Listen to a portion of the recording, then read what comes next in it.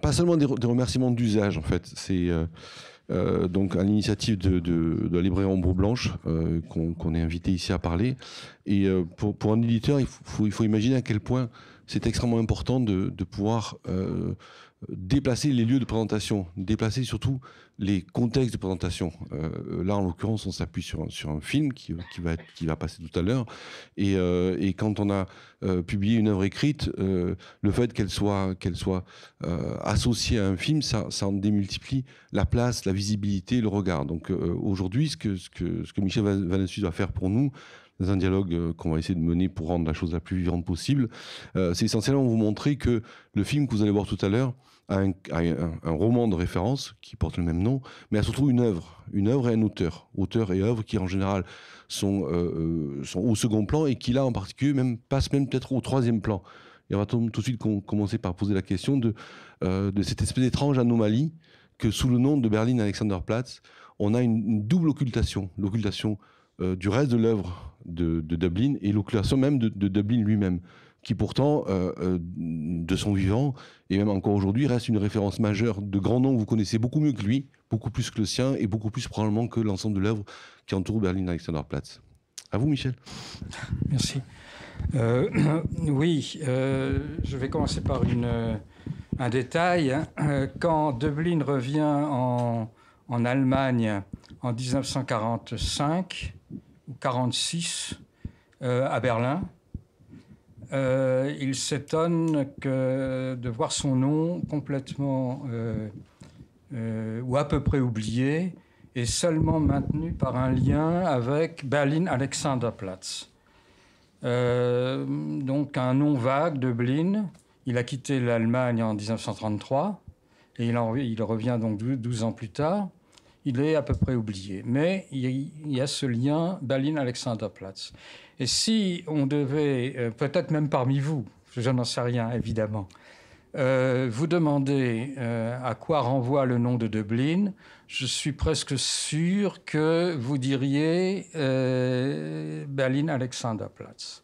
C'est-à-dire que cette œuvre dont on va parler, entre autres, occulte effectivement, comme l'a dit Thierry Discepolo, le reste immense de l'œuvre de Döblin.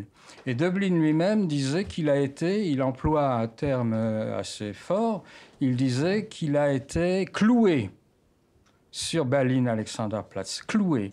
C'est-à-dire, là, quand il dit cloué, quand il emploie cette image, il faut penser que c'est un Döblin qui s'est converti au catholicisme et que par conséquent la référence à la croix et au Christ est présente quand il dit ça. Autrement dit, il est le crucifié de la littérature et ce qui le crucifie, c'est Berlin Alexanderplatz. On est là dans un paradoxe et je voudrais que cette soirée ne soit pas l'occasion d'une crucifixion supplémentaire. Autrement dit, que l'on regarde un peu autour de Berlin Alexanderplatz, voir de quoi cette œuvre est le produit, c'est-à-dire elle est le produit de ce qui a été antérieur, et vers quoi elle va mener, c'est-à-dire vers l'œuvre qui va suivre. Voilà. On avait dit qu'on commencerait par quelques éléments biobiographiques. Bon, il faudrait préciser que Döblin est né en 1878 à Stettin, qui est maintenant une ville polonaise, qu'à 10 ans, que son père, d'abord, s'en va avec une jeunesse alors qu'il a 2 ou 3 ans, que la famille, il part aux Amériques, il ne le reverra plus. Döblin vient avec sa mère alors qu'il a 10 ans à Berlin. Et c'est l'écrivain berlinois par excellence. Je citerai peut-être tout à l'heure que cette expérience de la grande ville berlinoise est fondamentale chez lui. Döblin écrit un premier texte dont je parlerai peut-être aussi tout à l'heure quand il a 18 ans, et puis différentes nouvelles qui le font connaître auprès d'un public et auprès de l'avant-garde expressionniste de l'époque. Son premier grand roman, Van Cloon, date de 1913.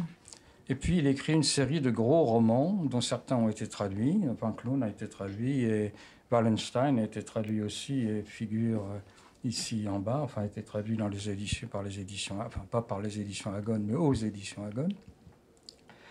Et en 1933, comme beaucoup d'écrivains allemands, démocrates, il est chassé d'Allemagne par le nazisme.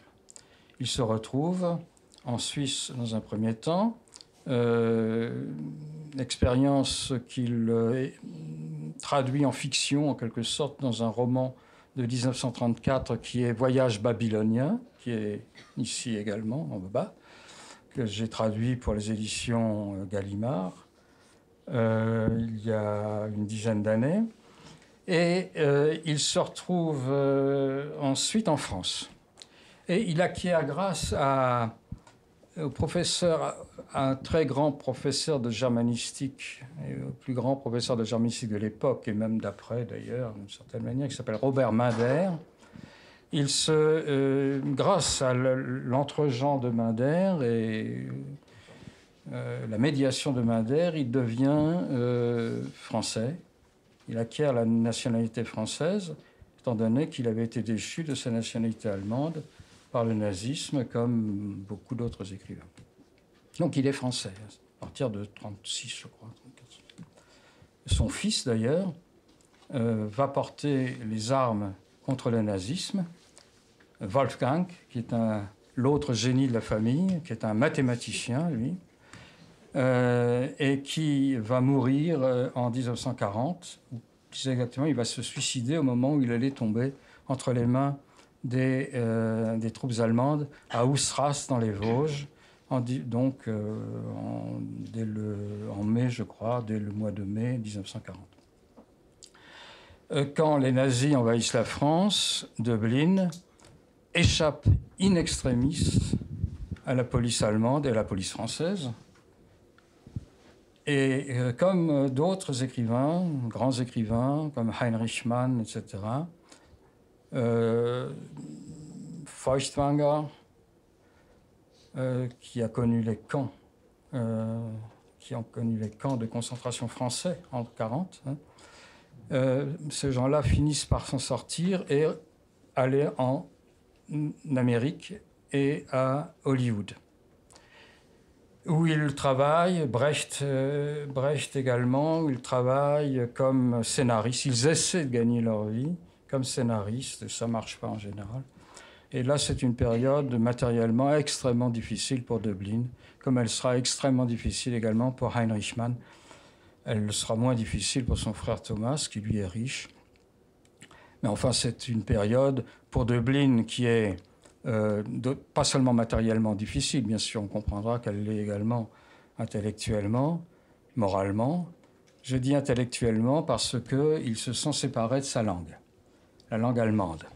Ce qui est fondamental pour lui, c'est le parler allemand, le lien avec l'Allemagne à travers sa langue. Il revient en 1945 en France en portant l'uniforme français. Et il se retrouve à la direction des affaires culturelles à Baden-Baden, en Allemagne, donc, dans la zone d'occupation française, en portant cet uniforme, et il va à Berlin, et là, il pousse sans doute la provocation, c'est un grand provocateur, en allant à Berlin avec l'uniforme français. Chose, évidemment, qui lui sera difficilement pardonnée par beaucoup d'Allemands. Ce qui fait que Döblin, c'est une des raisons pour lesquelles Döblin aura des difficultés à reprendre pied sur la scène littéraire allemande à partir de 1945. Contrairement à des gens comme Heinrich Mann, non pas Heinrich Mann, Thomas Mann, pardon, pas Heinrich Mann. Heinrich Mann aura aussi beaucoup de difficultés. Donc ces écrivains démocratiques auront du mal à l'Ouest, dans l'Allemagne de l'Ouest, il faut bien le dire. Et quant à l'Allemagne de l'Est, Döblin a aussi une certaine difficulté parce que l'image qu'il donne dans un de ses romans les plus accomplis, à mon avis, qui suit Berlin Alexanderplatz, qui est novembre 1918, qui est l'histoire de la Révolution allemande. Dans ce roman, il a des positions qui ne sont pas tout à fait en odeur de sainteté en RDA. C'est-à-dire elles sont un peu hétérodoxes. Cela dit, c'est en RDA que le dernier roman de Döblin, qui s'appelle Hamlet, où la longue nuit prend fin, c'est en RDA que Döblin sera pas traduit, mais édité, n'est-ce pas, en 1957, juste avant sa mort. Voilà. Donc, grosso modo, le parcours... Alors, il y a quand même une chose que j'ajoute, et puis c'est que Döblin est d'une famille juive, déjudéisée, non pratiquante, et la judéité ne joue, semble-t-il, qu'un rôle tout à fait secondaire dans sa littérature.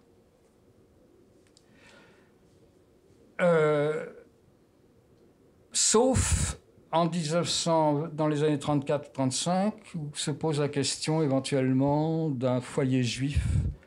Et là, il s'intéresse à la question. Mais ce qui est important, c'est que cet écrivain d'origine juive, loin, devient catholique, se convertit au catholicisme. Et il se convertit au catholicisme, je dirais, à travers la littérature qu'il écrit. Car c'est à travers, en particulier, mais pas seulement, le novembre 1918 et toute la trajectoire du héros du roman qui s'appelle Becker, qui est un soldat qui revient du front, complètement démuni et détruit, n'est-ce pas ? Et qui se pose la question comment un pays aussi cultivé, de haute culture comme l'Allemagne, a pu en arriver là, et c'est une question évidemment que Döblin va se poser aussi à propos du nazisme. Donc ce Becker fait un chemin en s'éloignant de la culture classique, je dirais, et il chemine à travers une expérience personnelle et ravageuse d'ailleurs, et peu à peu vers la conversion au christianisme. Ce qui fait que, et ce roman s'écrit de 1937 à 1942. Ce qui fait, donc c'est un gros roman, hein, les 4 tomes sont en bas, si j'ose dire. Ce qui fait que Döblin expérimente dans l'écriture ce qui va lui arriver dans la vie réelle. C'est extrêmement intéressant et c'est ce qui est le central dans sa conception de la littérature, qui est celle d'une recherche, celle un processus de connaissance qui pose la question de l'homme, sa responsabilité dans le monde, sa responsabilité dans l'histoire. Et là, on a le passage avec Novembre 18, mais je continue, mais je vais m'arrêter. On a le passage d'une conception politique de la littérature chez Döblin, c'est-à-dire c'est des grands romans politiques, y compris Van Cloon, on y reviendra, son premier roman, à quelque chose comme dans Novembre 18 et dans Hamlet, qui est son dernier roman, qui tend à montrer que le destin de l'homme ne se joue pas uniquement dans l'histoire et dans la politique, qu'il y a un au-delà. Ce qui n'empêche pas Döblin de rester, jusqu'à la fin de sa vie, éminemment en prise avec l'histoire, et l'histoire allemande en particulier. Il restera jusqu'à la fin très critique, par exemple, à l'égard de l'Allemagne nouvelle qui s'installe à l'ouest. l'Allemagne adenauérienne. Il est extrêmement critique. Sa critique s'expose dans des lettres, dans sa correspondance de cette époque.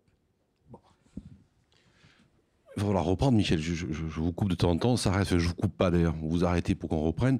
Donc, vous l'avez compris, on va essayer de tourner autour du personnage, tourner autour des romans qui ne sont pas forcément Berlin Alexanderplatz, pour essentiellement arriver à vous donner peut-être quelques éléments des raisons pour lesquelles Fassbinder se retrouve à prendre ce roman et à lui donner une place aussi centrale dans sa production. Mais sans jamais, tant que ça, aborder peut-être à proprement parler le film que vous verrez tout à l'heure. Donc, vous avez commencé à poser quelques éléments de qui est Döblin. Peut-être qu'on va commencer à parler de qui est peut-être l'anti-Döblin par excellence. On va commencer par l'anti-Döblin par excellence, qui est Thomas Mann, c'est-à-dire celui qui lui a réussi, qui lui a un ancrage éminemment bourgeois, et en quoi, et notamment en quoi, en se faisant sans cesse le porte-parole et le défenseur des pauvres, Döblin s'inscrit contre Thomas Mann, mais 2 fois, dans sa littérature, dans sa manière d'écrire, dans sa politique et dans son inscription sociale. Oui, Thomas Mann... bon. Il n'est pas branché? Il faut parler plus près et dans l'axe. Ah, vous n'avez pas entendu tout à l'heure ce que j'ai dit, alors? Ah bon? Parce que je peux recommencer, mais...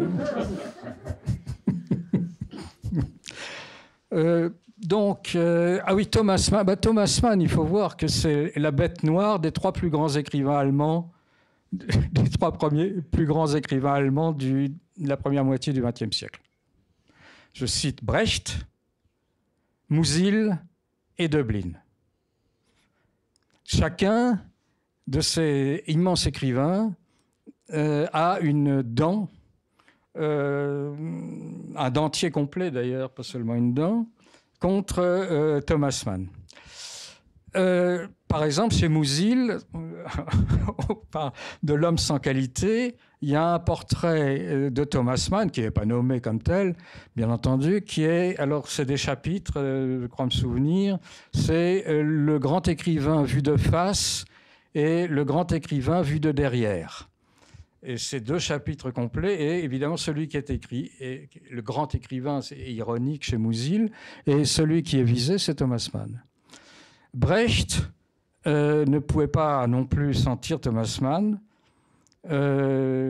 Il a cette phrase qui m'a toujours fait rire, cet homme est ironique quand il se lève le matin dès le petit déjeuner. Donc ça, c'est une façon de se moquer gentiment de la posture ironique de Thomas Mann dans son œuvre. Et Döblin a écrit une phrase terrible. Vous savez que Thomas Mann a écrit les Buddenbrooks en 1901, je crois que c'est publié en 1901, et pour ces Buddenbrooks, il reçoit le prix Nobel en 1929. Donc le jury du prix Nobel attend 28 ans pour lui décerner, pour les Buddenbrooks, le prix Nobel.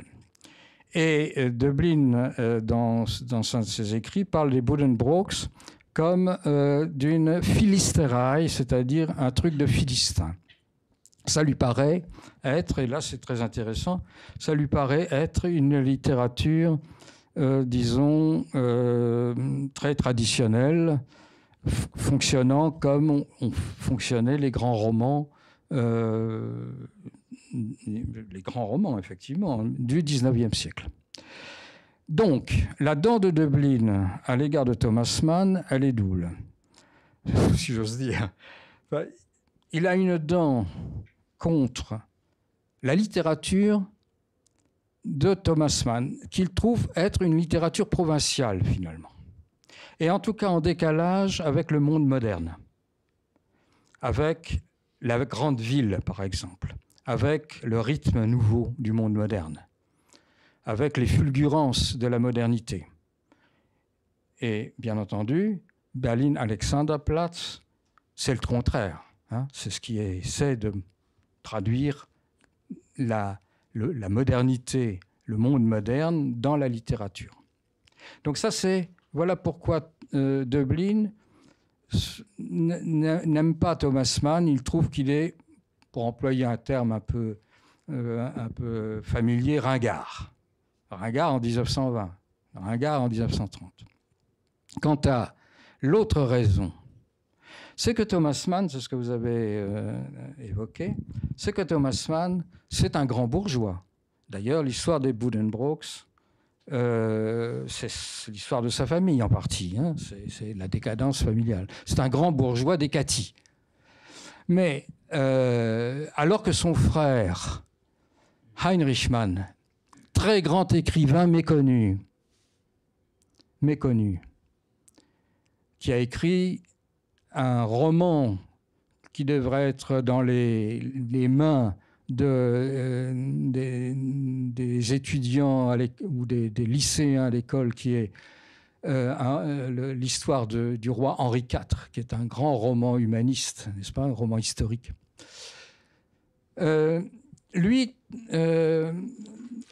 Thomas Mann, j'ai oublié le début de ma phrase, enfin ça fait rien, je vais tomber sur mes pieds, j'espère. Thomas Mann est ce grand bourgeois, alors que voilà, Heinrich Mann est très critique dès 1906 à l'égard de l'Allemagne, à l'égard du pangermanisme allemand, à l'égard de l'impérialisme allemand, du militarisme allemand. Il écrit un roman un peu plus tard qui s'appelle Der Untertan en allemand. Ça veut dire le sujet au sens de sujet du roi, hein, sujet de l'empereur, qui est extrêmement critique. Lui, Thomas Mann, le frère, va attendre 1920 pour se rallier à la démocratie. En 1918, il écrit un texte qui s'appelle Die Betrachtungen eines Unpolitischen, c'est-à-dire les considérations d'un apolitique. Et dans ce texte, qui est dirigé directement contre son frère Heinrich Mann. Hein, c'est l'arrière-pays. Enfin, ce que ce texte veut dire, c'est d'abord une attaque contre le frère, mais au-delà de ça, bien entendu, c'est une attaque contre cette littérature qui se mêle de politique. Pour Thomas Mann, à cette époque-là, on dit bien à cette époque-là, la littérature ne doit rien avoir à faire avec la politique. La littérature, c'est une affaire de littérature, je dirais, dans le sens tautologique. C'est une affaire d'art, et d'art pour l'art, en quelque sorte.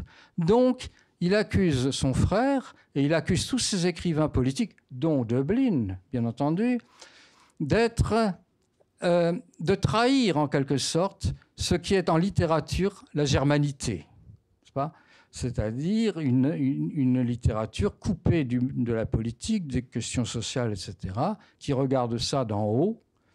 C'est le contraire, bien entendu, non seulement du frère, mais c'est le contraire absolu de Döblin. Voilà la seconde raison pour laquelle Döblin n'aime pas Thomas Mann, c'est que lui considère que la littérature doit dépasser les frontières de l'art. On écrit de la littérature pour non seulement se connaître soi-même, mais connaître aussi le monde et la place du sujet dans le monde, pour proposer des améliorations possibles, pour tester, plutôt que proposer, pour tester des possibilités de changement dans le monde et dans l'histoire. Et c'est ce que... Alors, pour en revenir à Thomas Mann et non pas l'écraser uniquement sur des reproches, il faut considérer qu'à partir de 1922, sans qu'il y ait d'objection à faire, Thomas Mann se rallie à la démocratie. Il va devenir, bien entendu, un opposant au nazisme, n'est-ce pas ? Et il va refuser d'ailleurs de revenir en Allemagne, n'est-ce pas ? Il mourra en Suisse. Voilà. Alors, j'ai répondu à propos de ce... Mais oui, en limite, Thomas Mann n'est pas dans le sujet que ce qu'il dit dans son opposition, en fait, ou plutôt que ce que Döblin dit dans son opposition à Thomas Mann. C'était aussi le parti pris des pauvres sur lequel j'aurais aimé que vous reveniez sur oui. Alors, Döblin. Bon, parce que ça nous renvoie aussi vers le même parti pris de Fassbinder. Voilà. Oui, si on veut, bien sûr. Oui. Döblin, il dit, enfin je dois avoir la citation, je vais mettre du temps à la retrouver là, il dit qu'il a toujours été du parti des pauvres. Il était lui-même. C'est l'opposition vraiment aux grands bourgeois, aux grands bourgeois. Döblin devient médecin. Tout à l'heure, je n'ai pas dit ça quand j'ai esquissé son itinéraire biographique. J'ai oublié de dire qu'il est médecin, et qu'il s'installe dans les quartiers est de Berlin, c'est-à-dire les quartiers les plus démunis. C'est toujours à l'est que sont les pauvres. À Paris, c'est la même chose. Donc, il est dans ce milieu-là. Et il se sent solidaire de ce milieu-là. Et donc, je précise tout à l'heure ce que j'ai dit tout à l'heure en disant qu'il cherche à voir quelle est la situation, comment la relation de l'homme, du sujet dans l'histoire, dans le monde, dans la société. Il faut préciser cette chose. De cette façon, comment le pauvre, comment le faible peut se défaire de sa prison d'exploiter sans user pour autant de violence. C'est une question fondamentale pour lui, n'est-ce pas ? Et c'est, par exemple, le sujet essentiel de son roman historique, de grand roman historique, le premier roman historique qui s'appelle Wanklun, qui met en scène une secte qui est la secte des vraiment faibles, n'est-ce pas, qui va combattre les vraiment forts en quelque sorte, mais qui va échouer parce que sortir de l'exploitation signifie avoir recours soi-même à la violence. Et là, il y a une espèce de contradiction, d'aporie, dont Döblin essaiera de se défaire, n'est-ce pas ?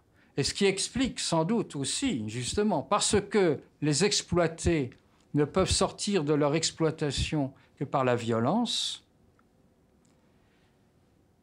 on ne fait pas d'omelette sans casser des œufs. Voilà quelque chose qu'il refuse. C'est ce qui explique, je pense, en grande partie aussi sa conversion vers autre chose qui est la religion et le catholicisme. Et c'est très exactement d'ailleurs la problématique de novembre 1918. On tourne autour pour le moment de Berlin-Alexanderplatz, mais on y reviendra. Dans novembre 1918, le personnage de Becker, n'est-ce pas, va se trouver confronté à la Révolution. Il va intervenir, d'ailleurs, dans la Révolution de 1918, mais en même temps, il va payer l'échec de cette révolution. Il paye l'échec de cette révolution. Et il y a un basculement vers le mysticisme. Et sans doute que Döblin n'est pas étranger, n'a pas été étranger. Ce basculement a été également celui de Döblin dans une certaine mesure. Il faut ajouter toutefois que malgré tout, il n'a jamais cessé de s'intéresser aux politiques. Ce personnage de Becker finit, c'est un prêtre rouge, c'est-à-dire à la fin de la tétralogie de novembre 18. C'est une sorte c'est pas uniquement un prêtre qui s'occupe de sanctifier sa position. C'est-à-dire que on le voit à la fin, haranguer les foules, et il harangue les foules à un moment bien particulier de l'histoire allemande. Et on va revenir sur l'histoire allemande, qui est l'émergence du nazisme. C'est-à-dire, il y a deux personnages. Vous avez parlé beaucoup de Becker dans novembre 18. Mais Becker, vous appelez la sonde. Et la sonde, c'est une figure dans le processus de roman de Döblin qui est importante. Donc, puisque Bieberkopf est aussi une sonde. Donc j'aimerais un petit parallèle entre ces deux personnages que vous fassiez tout à l'heure, mais il y a le personnage qui, pour moi, est le plus intéressant dans No More 18, c'est pas tant Baker, c'est son binôme. C'est-à-dire cet autre soldat qui revient blessé, mais qui, lui, va faire un autre choix, qui n'est pas le choix vers le catholicisme, mais qui est le choix vers la vie de la classe moyenne en Allemagne, et qui va devenir... Maus, oui. Qui va devenir la figure même de l'électorat de Hitler après. Oui. Effectivement. Alors, il faut d'abord s'expliquer... Döblin, qui est non seulement un praticien du roman, pas seulement du roman d'ailleurs, hein, mais il est également un praticien de la nouvelle. Il est à côté de cette pratique romanesque et littéraire, il est aussi un grand théoricien de la littérature, un grand théoricien du roman. Les éditions Agon ont publié l'année dernière, je pense, ou il y a 2 ans, les essais sur la littérature de Döblin, qui sont des choses absolument essentielles pour qui veut comprendre non seulement l'œuvre de Döblin, mais, disons, les options théoriques de la modernité littéraire, je dirais. C'est très, très important. Bon. Alors, dans ces essais sur la littérature, il y a 2 grands essais, il y a plusieurs essais, mais il y en a 2 qui sont importants. L'un s'appelle le roman historique et nous. Le roman historique et nous, ça désigne les écrivains exilés par le nazisme en 1933, 1939, etc. Ces écrivains se sont mis, mon allure est un peu à saut et à gambade, vous m'excuserez, mais ces écrivains se sont mis à écrire du roman historique. Beaucoup d'entre eux. Heinrich Mann, Brecht et Döblin. Voilà pourquoi il prononce un discours sur le roman historique et nous. Et puis il y a un autre grand essai sur la littérature de Döblin qui s'appelle l'œuvre épique. Épique voulant dire en allemand, episch, ça veut dire simplement narratif. Hein, c'est narratif. Bon. Et il y a un 3e texte qui est important pour comprendre Döblin. Ce 3e texte, c'est une récapitulation de sa carrière littéraire. Donc c'est un texte qu'il écrit à la fin de sa vie. Et c'est là qu'il y a également des indications très importantes pour qui veut comprendre le fonctionnement du roman chez Döblin. Et c'est là qu'il dit que ces personnages sont des sondes. Qu'est-ce que c'est qu'une sonde ? Ça rejoint ce que je vous disais tout à l'heure. Le roman est un test, le roman est une exploration, et il explore le monde avec des sondes, c'est-à-dire avec des personnages. Par conséquent, ces personnages ne sont pas du tout les personnages réalistes, comme dans le roman. Là, on aborde peut-être des questions un peu trop abstraites. Ces personnages ne sont pas des personnages inscrits qui ont un caractère déterminés, comme disons, et qui sont inscrits dans un monde social déterminé, comme la grande littérature réaliste du XIXe siècle. Ce sont des personnages qui s'interrogent, au contraire, qui n'ont pas de détermination extérieure, mais qui s'interrogent sur ce qu'ils sont, sur ce qu'ils ont à faire et sur ce qu'est leur rapport au monde. Et voilà pourquoi il parle de sonde. Hein, ça, c'est une première chose. Mais il y a un 2e aspect important du fonctionnement de la littérature, du roman döblinien. C'est que si vous regardez les romans balzaciens ou zoliens, qui sont d'immenses œuvres, bien entendu, il n'est pas question ici de les critiquer, quoi que ce soit, ou même au XXe siècle, je dirais, certains romans d'Aragon. Ils fonctionnent avec des personnages qui ont des caractéristiques déterminées, encore une fois. qui sont inscrits dans un temps, dans un espace fixé, n'est-ce pas?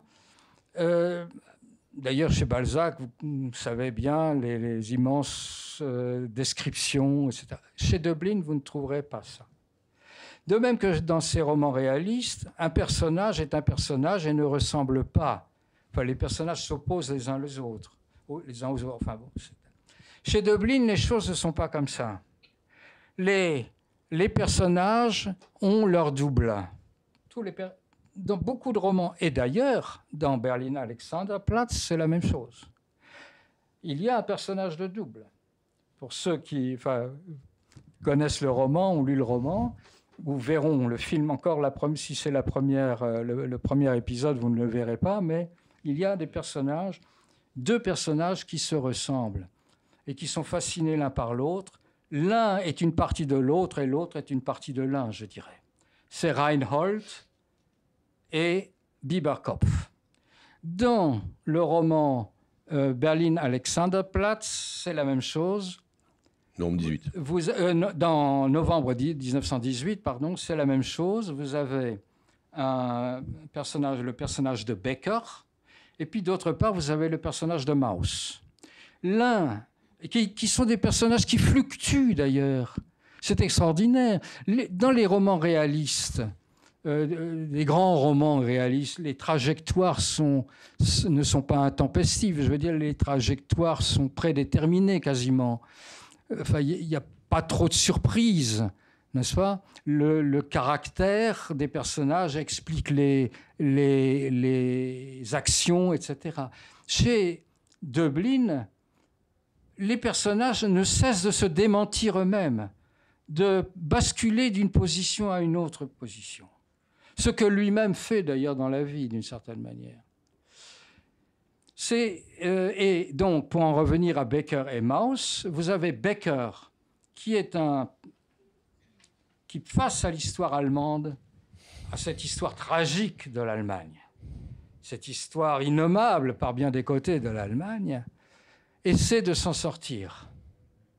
Mais pas en cultivant la culture, si j'ose dire, n'est-ce pas à travers les grandes œuvres dont il a vu qu'elles conduisaient malgré tout les gens cultivés, ça les conduisait à la guerre, et on sait très bien que les nazis étaient pour beaucoup d'ailleurs des gens aussi pleins de culture, et des grands musiciens parfois. Ça ne les empêchait pas de diriger des camps de concentration.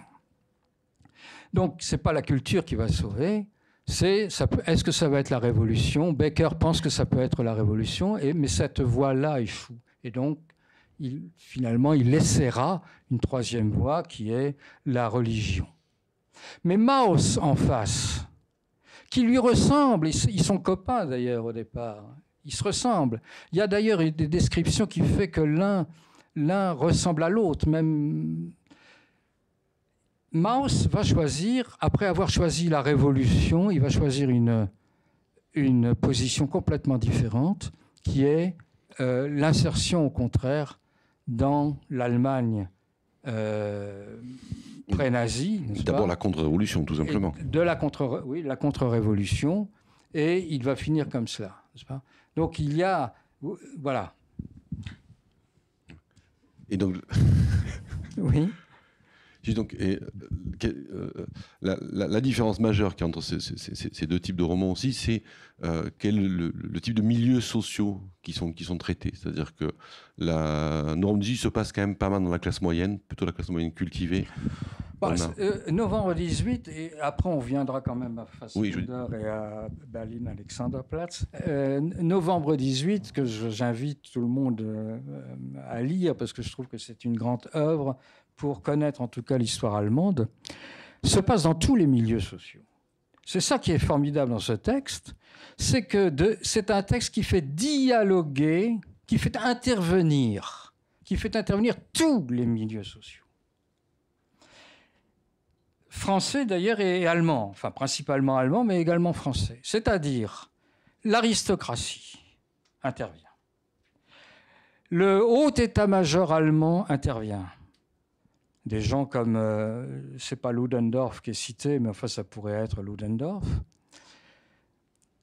Par ailleurs, effectivement, le milieu des profs, Becker, c'est un prof, donc disons de la classe moyenne, mais par ailleurs également le peuple, le prolétariat.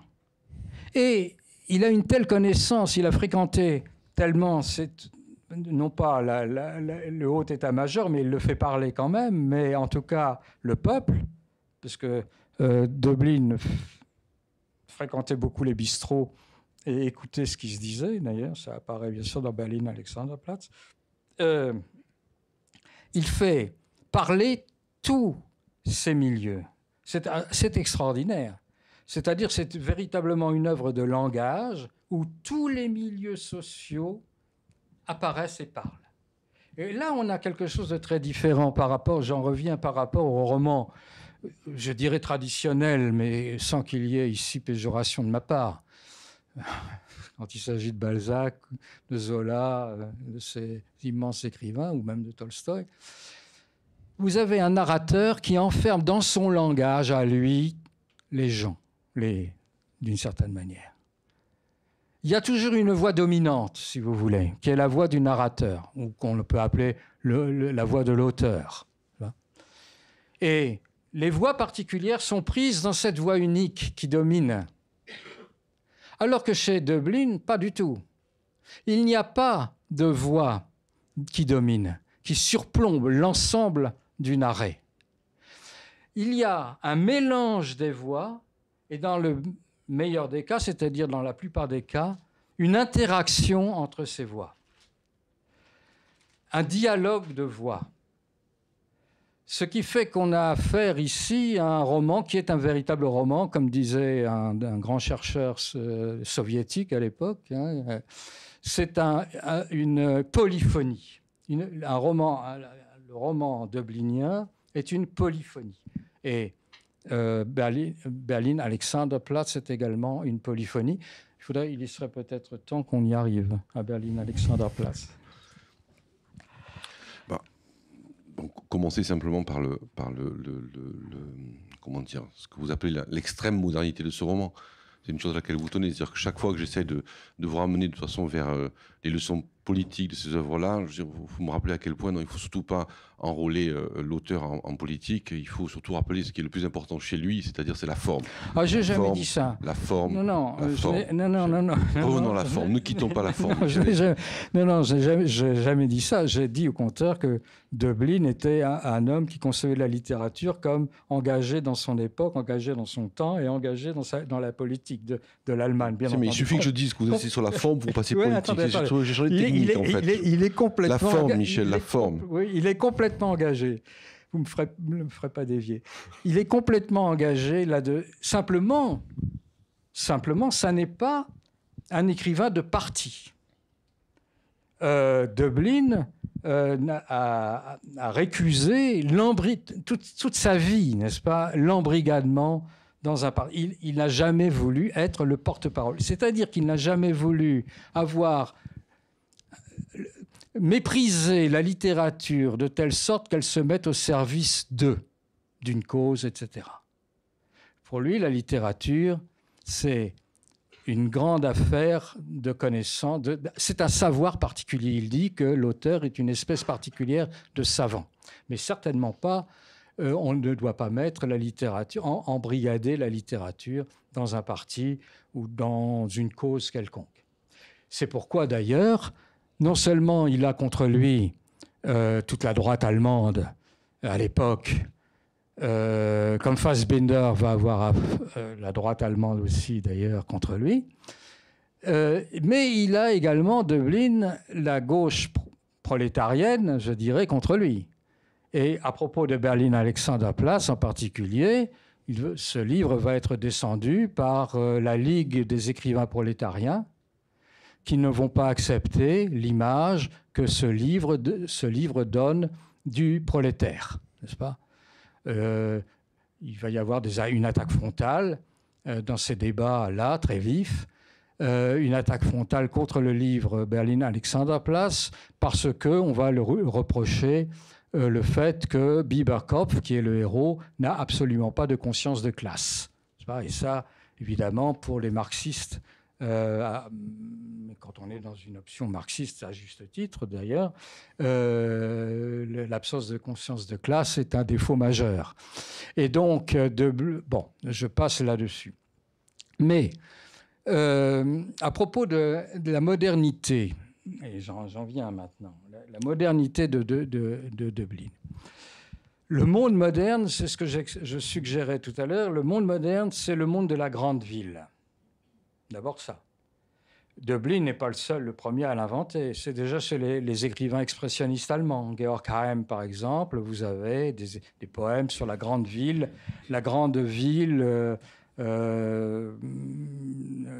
qui broie la population, la grande ville qui avale les feux. Enfin, il y a des images très très fortes dans la littérature expressionniste du début du XXe siècle. Et évidemment, ce thème de la grande ville, on le retrouverait aussi d'une certaine manière chez Brecht, dans certains textes, dans certaines pièces de Brecht, mais on la retrouve alors là, évidemment, chez Döblin, dans Berlin-Alexanderplatz, qui est le roman de la grande ville. Alors, ça veut dire quoi, faire un roman? Eh bien, il faut des moyens pour traduire la modernité de la grande ville, il faut des moyens littéraires nouveaux. Et ces moyens littéraires nouveaux, ils peuvent être... c'est par exemple l'intrusion du montage ou du collage, un peu comme le font les cubistes, par exemple, n'est-ce pas, dans la représentation. Qu'est-ce que c'est que Berlin-Alexanderplatz? C'est un roman qui accueille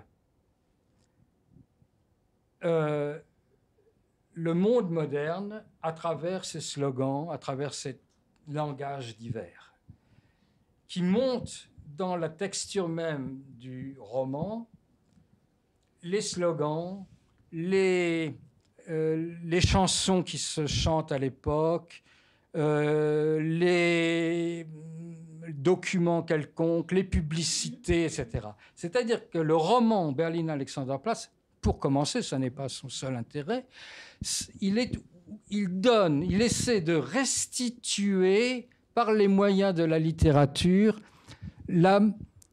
l'agression permanente de la grande ville sur le sujet, n'est-ce pas? Le fait que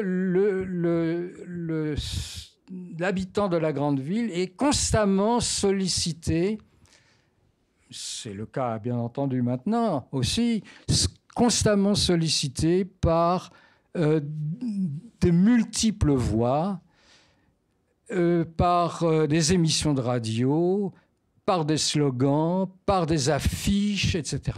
Et c'est ça qui apparaît dans le roman Berlin-Alexanderplatz. C'est ça que j'appelle la modernité de ce roman, n'est-ce pas? Et là-dedans va être jeté un personnage, au milieu de ce monde, va être jeté un personnage qui est Franz Bieberkopf. Comme est jeté dans novembre 1918 un autre personnage, ou d'autres personnages, qui est Becker, dont on a parlé tout à l'heure, n'est-ce pas? Voilà. Alors, la question qui se pose, n'est-ce pas, c'est comment le film restitue la modernité du roman. Comment le film restitue la modernité du roman. Et là, je dois dire pour ma part, ce film, vous allez, je ne sais pas, là, je n'ai aucune idée de l'heure qu'il est, il est 7h moins 5.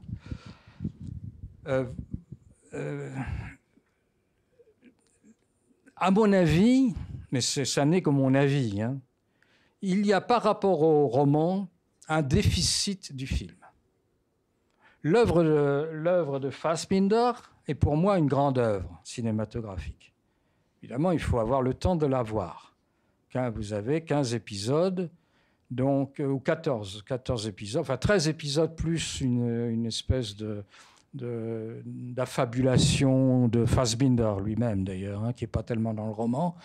Donc, ça fait 15h30. C'est 15h30. Hein. Donc, je suppose que vous n'allez pas rester ici jusqu'à demain matin ou jusqu'à même au début de demain après-midi pour voir le film. Mais c'est une grande œuvre, avec des acteurs exceptionnels. Anna Schygulla, que vous connaissez sans doute pour l'avoir vue dans d'autres films de Fassbinder, mais pas seulement.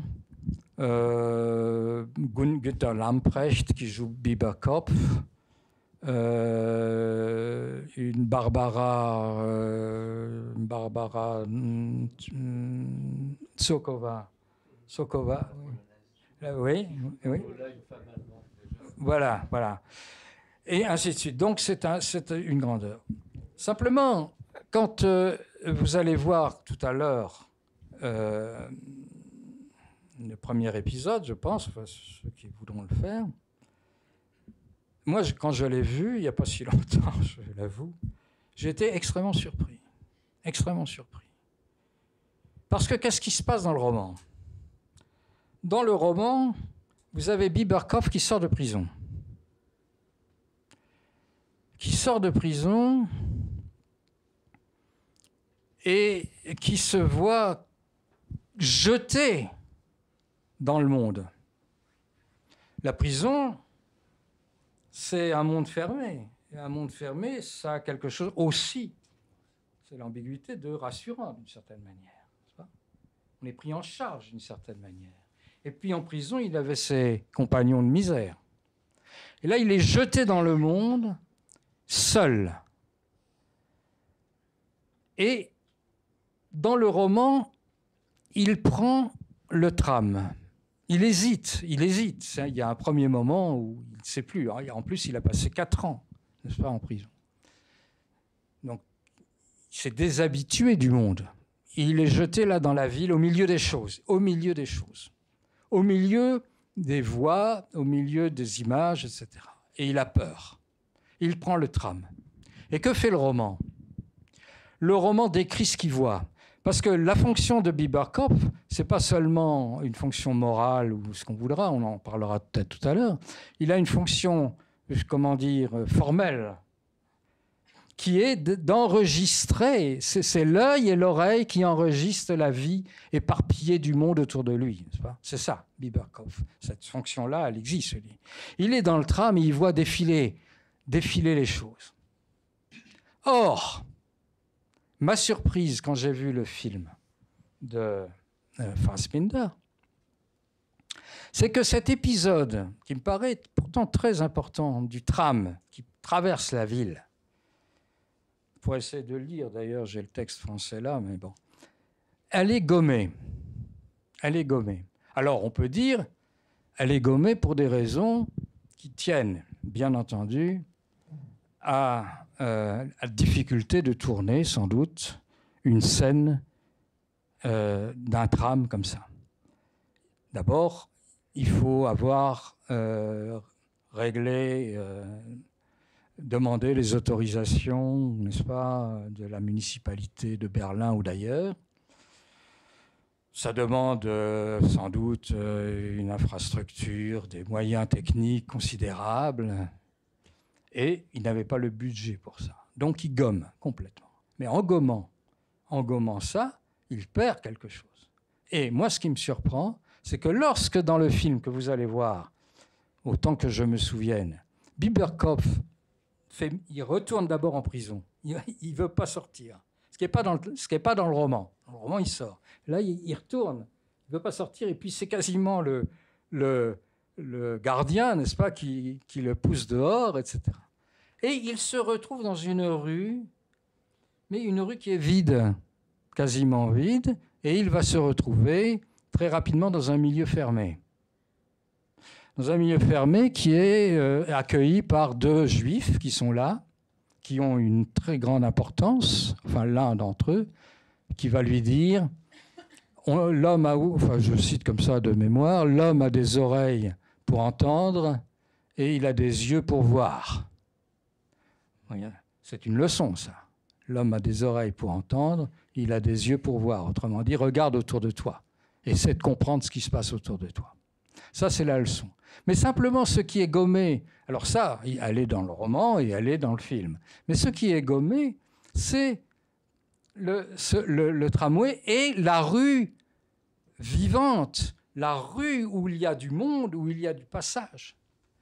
Et ce qui est frappant dans ce film, donc, par rapport au roman, c'est que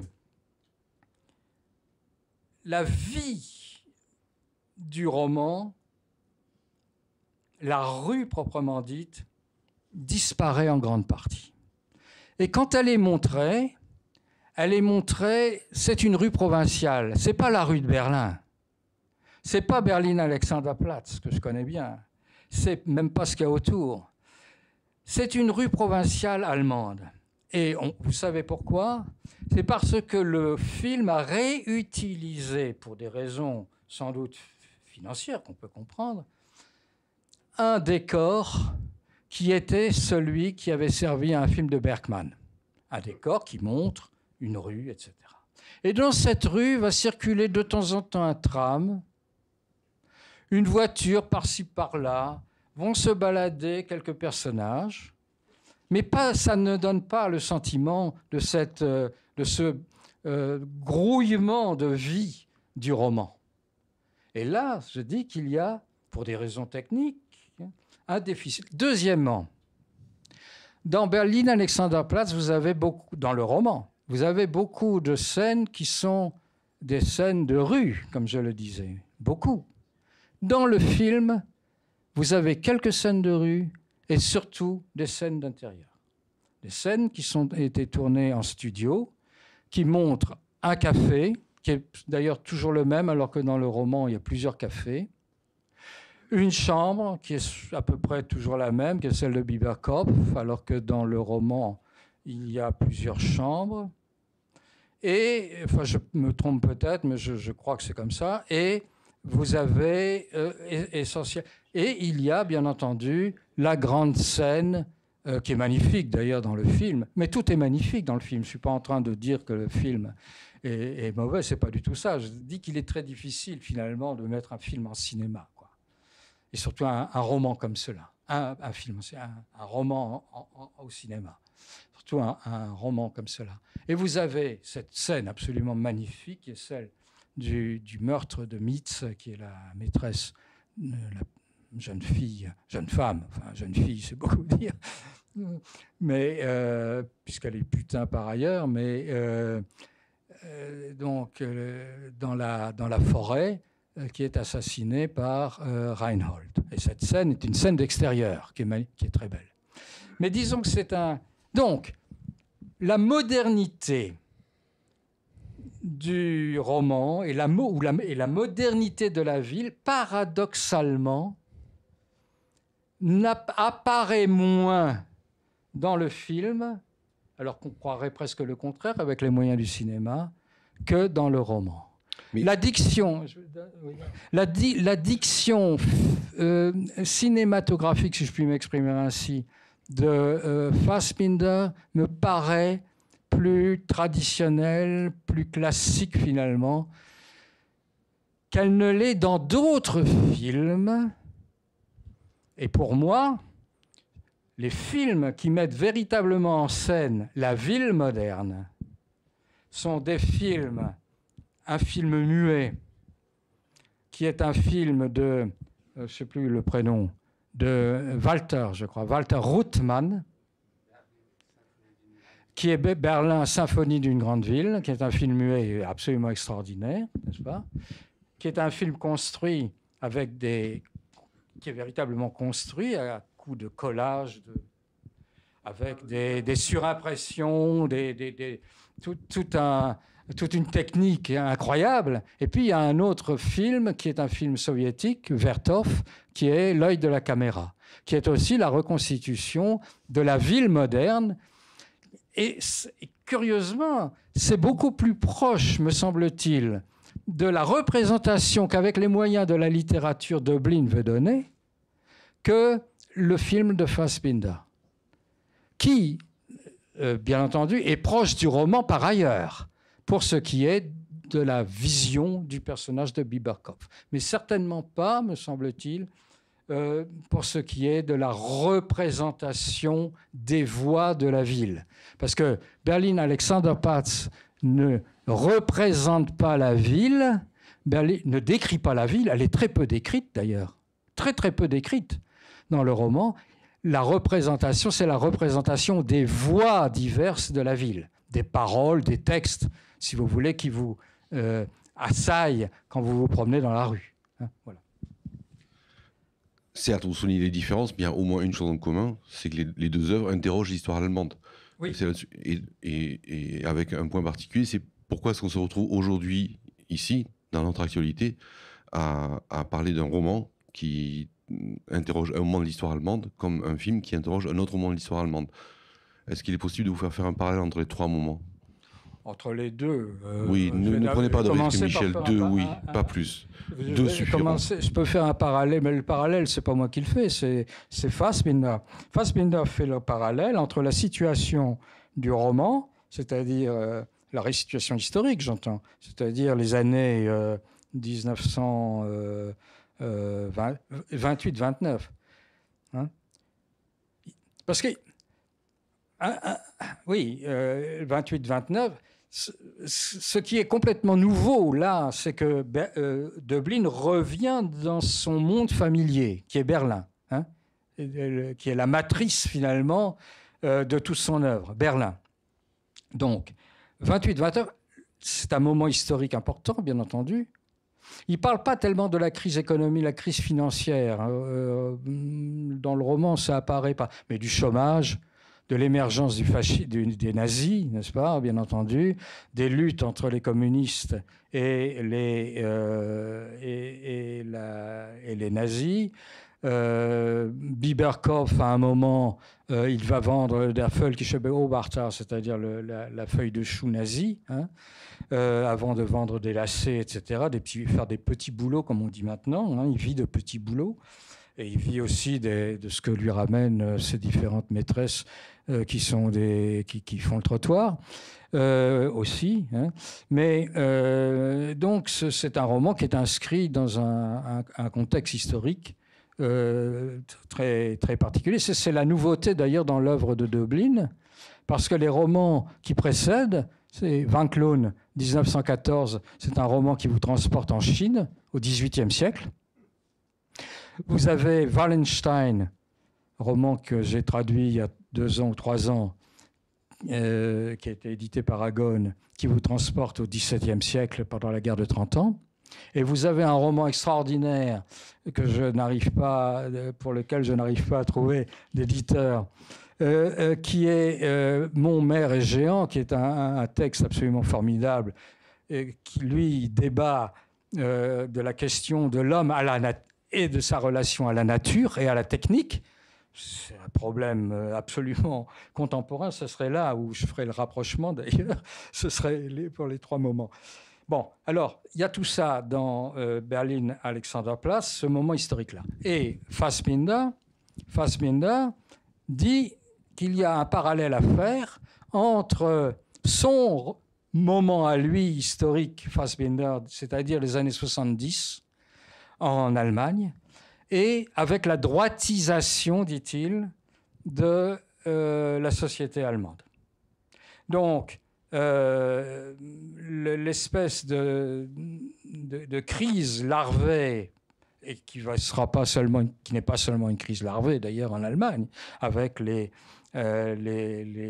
terrorisme, etc., dans les années 70. Donc il établit, lui, une relation entre le moment döblinien et son moment à lui, n'est-ce pas ? Donc un parallèle qui vaut ce qui vaut et qui est tout à fait...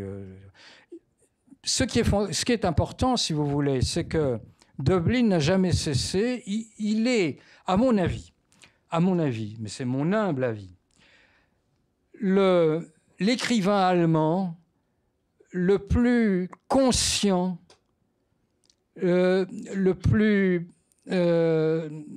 incisif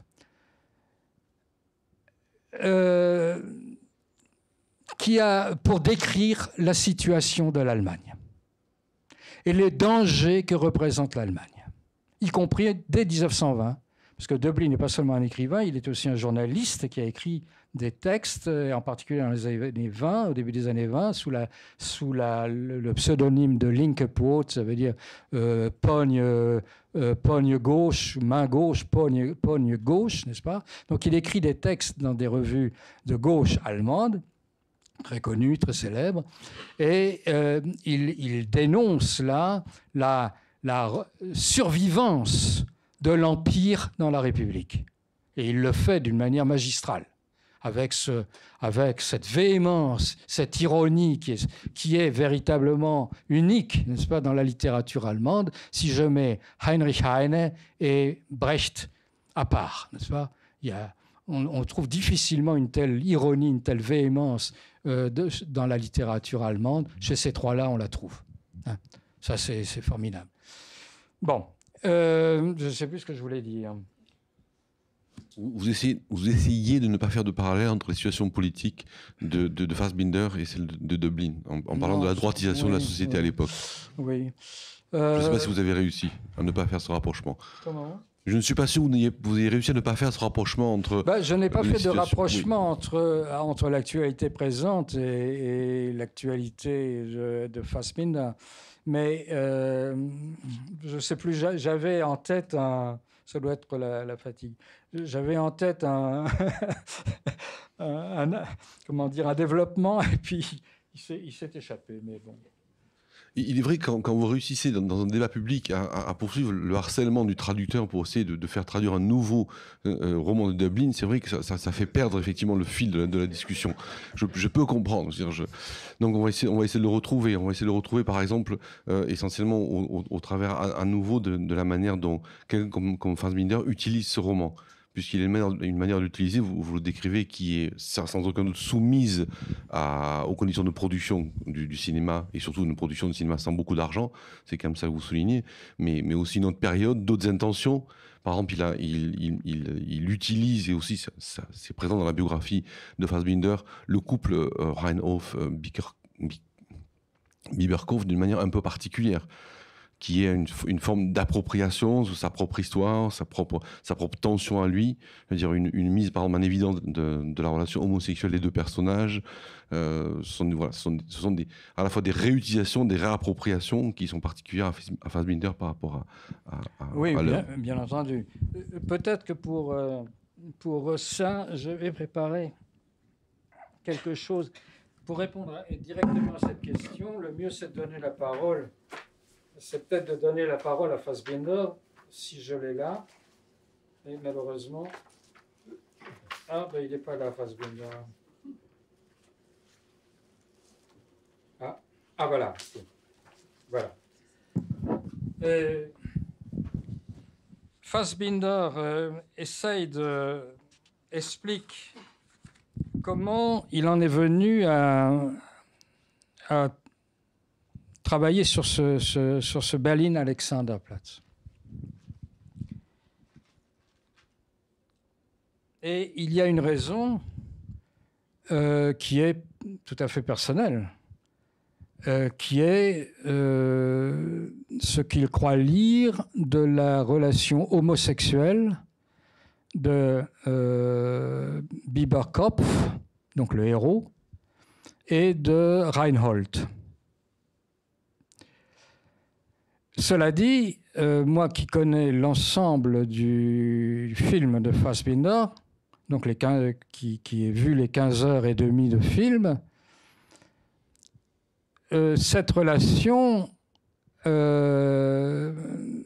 n'apparaît pas véritablement. Pourtant, elle est là. Est-ce que dans le roman, elle apparaît ? Elle apparaît bien entendu aussi, mais à travers une relation qui ne concerne pas Bieberkopf et Reinhold, mais Reinhold est une tierce personne. En tout cas, ce roman, quand Fassbinder a lu ce roman, le choc a été considérable. Voici ce qu'il dit. C'est comme ça, ou à peu près, que j'ai dû lire Berlin-Alexanderplatz à l'époque, pour la première fois. Pour la première fois, c'est donc quand il avait 14 ans. Et pour être concret, cette lecture m'a aidé à surmonter les peurs qui me faisaient mal et me paralysaient presque, à m'avouer mes désirs homosexuels, à céder à mes penchants réprimés. Cette lecture m'a aidé à ne pas être tout à fait malade, duplice, désespéré. Elle m'a aidé à ne pas crever. Donc, Fassbinder a lu dans ce texte une relation homosexuelle entre Reinhold, qui est le personnage qui n'apparaît pas dans la première partie, là, que c'est dans le film que vous verrez peut-être tout à l'heure, parce qu'il n'apparaît que lors de la 3e ou 4e partie du film. Il voit cette relation homosexuelle qui apparaît seulement à la fin du roman, mais qui est peut-être cernable pour Fassbinder dès le début du roman.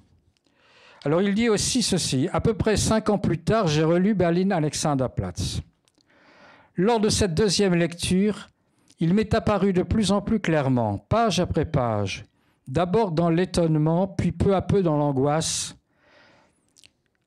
si touché enfin que j'étais presque obligé de me boucher les yeux et les oreilles, de refouler donc, il m'est apparu de plus en plus clairement, là, c'est pas moi qui ai traduit, là qu'une immense partie de moi-même, de mes comportements, de mes réactions, de toutes ces choses que j'avais tenues pour ma propre personne, pour moi-même, n'était rien d'autre que ce que Döblin décrit dans Berlin-Alexanderplatz.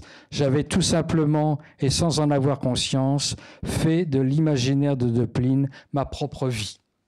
Donc il y a là la lecture de Fassbinder, qui est une lecture très, très personnelle, bien entendu, et qui met entre parenthèses là, en partie, le politique, qui est le fait que la relation entre Bieberkopf et... il se reconnaît dans cette relation homosexuelle. Enfin, plus exactement, il lit cette relation qui est complètement chasse d'un bout à l'autre. Hein, si vous voyez le film en sa totalité, la relation entre Reinhold, qui est un coureur de jupons, et celle de Bieberkopf, à aucun moment, il n'y a ambiguïté physique, en tout cas, sur cette relation. Mais sans doute que Fassbinder, sans doute mieux que moi, j'imagine, lit autre chose dans cette relation. Et il lit effectivement sans doute une relation homosexuelle latente qui est dans le roman. Et c'est vrai qu'il y a le désir du personnage de Bieberkopf de se faire reconnaître par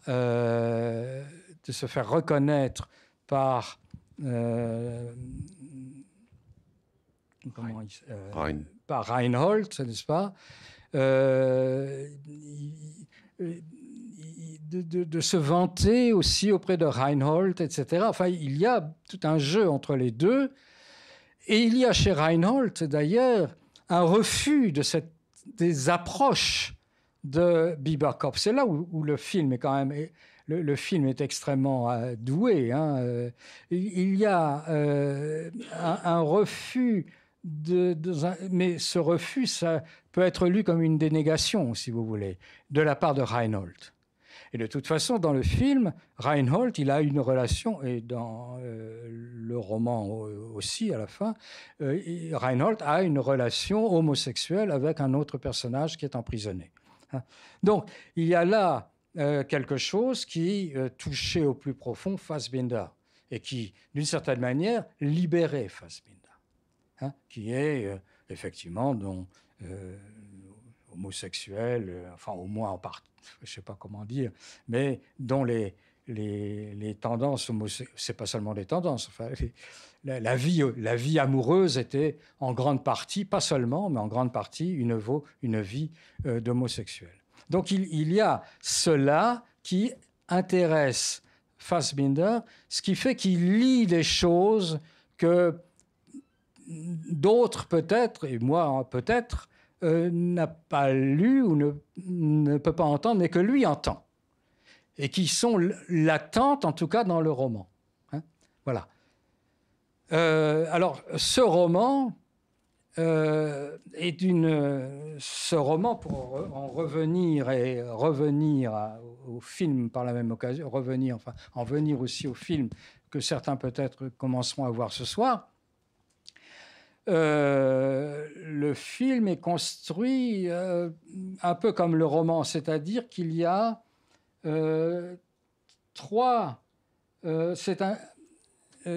échecs du personnage de Bieberkopf. Bieberkopf sort de prison et il veut reprendre pied dans une vie normale. C'est le thème. Reprendre pied dans une vie normale. Il échoue une première fois, il est trahi. Et par un ami, il échoue une seconde fois et il échoue une troisième fois.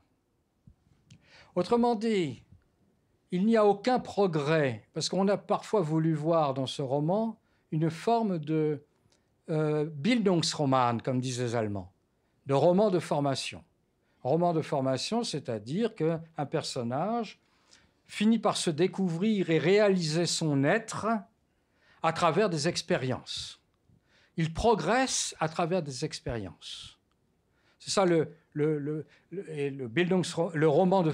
je dis Bildungsroman, c'est des romans de formation. C'est une des grandes formes de la littérature allemande. Hein. Pourquoi est-il en prison ? Pourquoi il est en prison ? Oui, qu'est-ce qu'il avait commis ? Oh, il avait massacré une femme. Il avait massacré sa maîtresse. Et donc, évidemment, ça a des conséquences. Et les conséquences, c'est qu'il s'est retrouvé en prison pour 4 ans. D'ailleurs, on peut se dire que 4 ans de maison d'arrêt, c'est pas cher payé pour un assassin. Mais c'est ainsi. Et donc, il se retrouve ensuite dehors, n'est-ce pas ? Il se retrouve dehors de la prison, dans la vie réelle. Et là, il essaie de prendre pied par 3 fois. Et par 3 fois, il est rejeté. C'est-à-dire que le roman fonctionne non pas comme un Bildungsroman, comme un roman de formation, qui est la grande forme de la littérature allemande du XIXe siècle, chez Goethe, Wilhelm Meister, etc., qui est un roman, un Bildungsroman, c'est un roman dans lequel le héros se forme, Bildung, se forme à travers des expériences et réalise à travers ces expériences, qui sont des expériences sociales, des expériences amoureuses aussi d'ailleurs, des expériences de travail. Il réalise son être. Il ne se connaît pas au début, il se réalise à travers ses expériences et il devient en quelque sorte adulte, si vous voulez. Un homme inscrit dans sa société, conforme d'une certaine manière. C'est une forme un peu conservatrice, ce Bildungsroman, d'une certaine manière. Hein, il s'inscrit en harmonie avec le monde qui l'entoure. C'est Wilhelm Meister de Goethe. C'est le Meister, hein, Meister, c'est le maître, c'est aussi celui qui se domine, qui est aussi maître de lui, hein, etc. Donc voilà. On a voulu voir et pas n'importe qui, par exemple, Benjamin a voulu voir dans Berlin Alexanderplatz de Dublin, le Bildungsroman du pauvre ou quelque chose comme ça. Mais c'est faux. Benjamin est certainement un très grand bonhomme, mais c'est faux. Parce qu'il n'y a pas dans le roman, pas plus que dans le film, que si vous le voyez, il n'y a pas de progrès du personnage. Les expériences ne l'aident pas à devenir, si vous voulez, ou à advenir à son être. Voilà. L'expérience ne l'aide pas à advenir à soi-même. Les expériences sont des expériences qui se répètent. Et par 3 fois, le héros, donc Bieberkopf, se fait jeter, n'est-ce pas, sans qu'il apprenne rien du tout, sans qu'il apprenne quoi que ce soit. Ce qui fait qu'il n'y a pas de progrès du personnage. Et par conséquent, il n'y a pas de Bildung. Bildung, ça veut dire formation. Bilden, c'est former en allemand. Hein. Donc il n'y a pas de formation du personnage.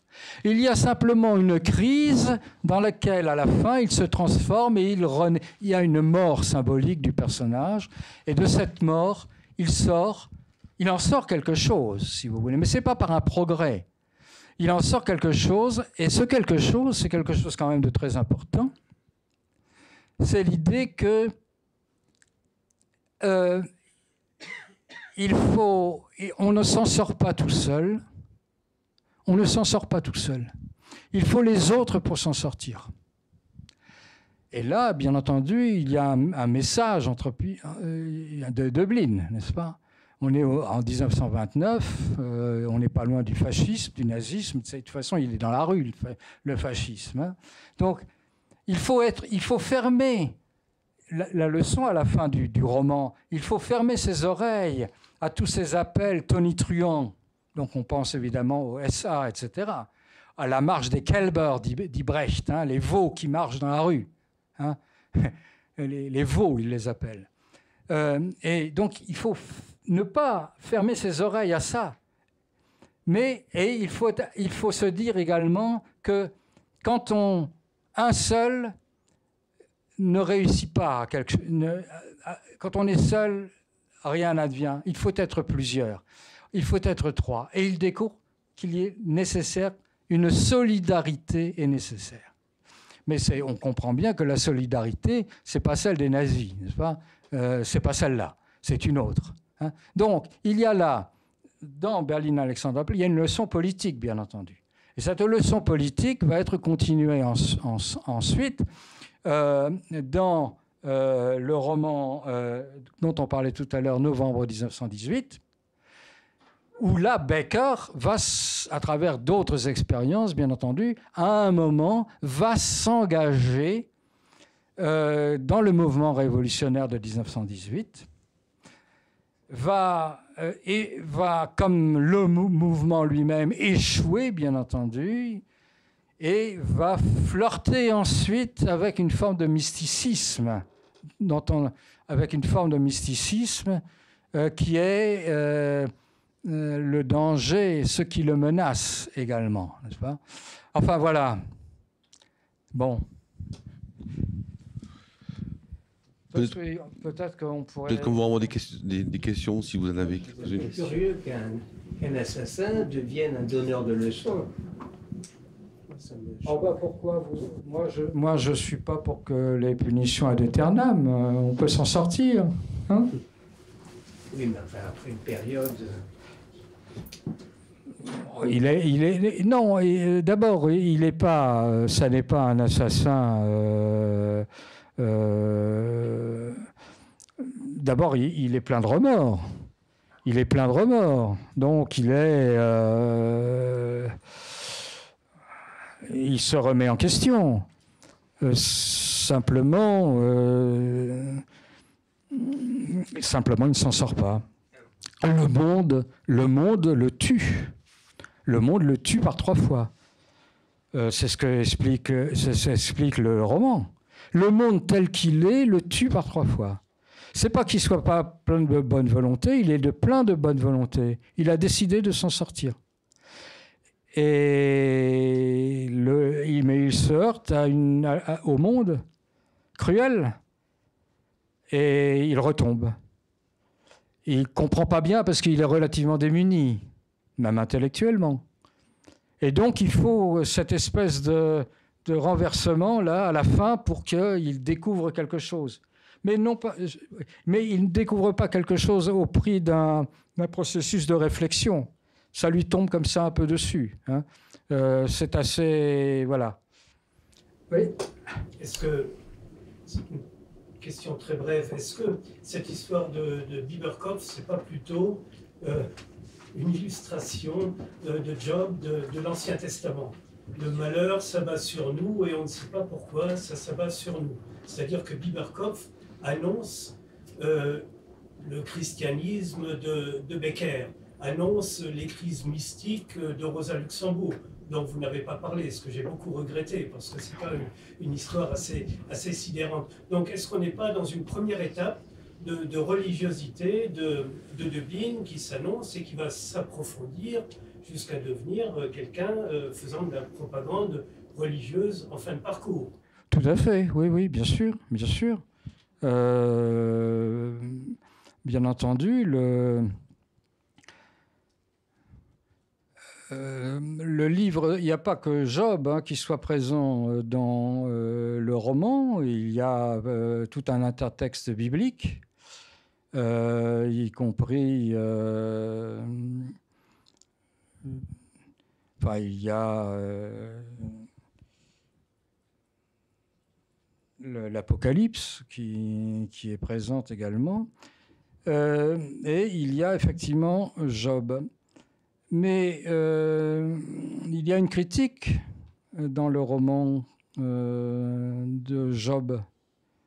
C'est que Job ne reconnaît pas la faute qu'il a pu commettre éventuellement.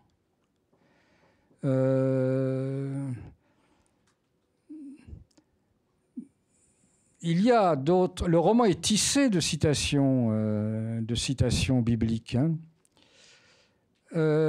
Becker va plus loin dans cette évolution. Vous avez tout à fait raison de dire que il y a des étapes. Becker va plus loin. Et le roman Novembre de 1918, je dirais, est une propédeutique à toute conversion future. Hein. C'est à travers l'expérience religieuse fictive de Becker que Döblin va réaliser sa conversion réelle dans la réalité. Il expérimente sur le plan de la fiction, et c'est le rôle de la fiction d'ailleurs, il expérimente sur le plan de la fiction ce qui va devenir pour lui l'expérience réelle dans la réalité, l'expérience réelle de sa conversion en 1944 aux États-Unis. Non, c'est l'expérience mystique allemande dans la cathédrale. Alors, il y a... oui, mais dans la cathédrale, alors, il s'agit de la cathédrale de Mende. Et là, il a effectivement une révélation. Mais à ce moment-là, il ne se convertit pas. Il y a entre l'expérience de Mende de 1940, au moment où il quitte Paris, et c'est une expérience qu'il décrit très, très bien dans Schicksalsreise, voyage, un texte autobiographique qui s'appelle Voyage. On traduit par voyage, il s'est traduit par voyage et destin, qui n'est pas une très bonne traduction, mais enfin, en allemand, c'est Schicksalsreise. Il raconte cette expérience de la cathédrale de Mende, où il voit le Christ et il a cette révélation. Mais avant qu'il se convertisse, il écrit encore la dernière partie de Berlin Alexander de novembre 1918. Et cette écriture lui permet d'approfondir, il approfondit à travers l'écriture et à travers le personnage de Becker ce qui sera sa propre conversion véritable qui passe par l'écriture du roman. Le roman est un moment de connaissance de soi, n'est-ce pas, mais qui passe également par la rencontre avec des jésuites américains, n'est-ce pas, et il se convertit. Il se convertit en 1944. Donc, l'écriture l'aide évidemment à explorer la voie du christianisme, bien entendu. Oui. Justement, donc c'est pas très grand. Sur l'angle Attends, de sa part, Monsieur, s'il vous plaît, une question là. Merci. oui, sur l'angle de Bowling, également, c'est qu'il a vécu dans sa chair. Il y a aussi, on regarde le sociologue, c'est un homme très angoissé dans le récit qu'il fait de ce qui lui est arrivé en France.